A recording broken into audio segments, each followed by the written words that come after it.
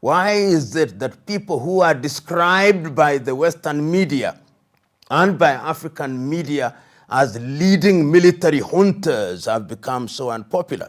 The reason is not far to seek. They have seen the so-called democratically elected leaders in different parts of Africa. They are corrupt. Some of them are murderous, and some of them are plain anti-people because they don't do that which is in the interest of the people. The people of Africa have seen how people who are in power retain and extend their stay in power for unnecessarily long when they are delivering nothing.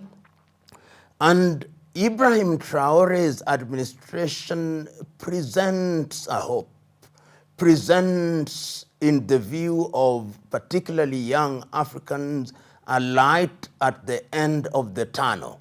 And what is that light saying? That light is saying, and it can be heard through the echo chambers, saying, you the colonizers, you the French, who in 1958 pretended to hand over political power, we no longer want to be with you. We no longer want to be your latter-day slaves. Traore is being heard as saying that. Traore is being heard as saying, you the neo-colonizers who have given us the short hand of the stick, you reap where you have not sown. You take our uranium, you take our resources, you take our minerals, and you give us a pittance. You are not going to do it anymore. You, the colonizers who handed over to us systems of governance that cannot work, including electoral commissions, including printing ballots in your own countries, including printing paper currency in your own countries, we will not allow you. He is saying that. You, the colonizers who, when we want to liberate ourselves, you create insurgency, you sow seeds of discord within our ranks, we are not going to allow you to do that. You, the African Union, who ought to be protecting us as Africans, you ECOWAS, who ought to be protecting us as Africans, you too appear to be mere lapdogs of the international order, particularly the West.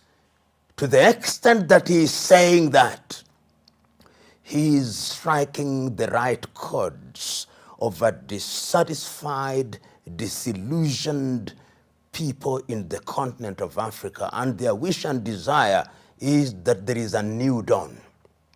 A new dawn where governance will be different. A new dawn where governance will be people-centered. A new dawn where the umbilical cord between the colonizer and the free peoples will be severed. That is what, in the minds of many, Ibrahim Traore represents.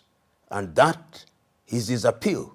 Remember, throughout history, people, and this is human, always want symbols of what they are fighting about. In the struggle for independence, if you look at other nations, in Ghana it was Nkrumah, Tanzania it was Nyerere, in Zambia it was Kaunda, in Malawi it was Banda, in Mozambique it was Machel, Angola it was Neto.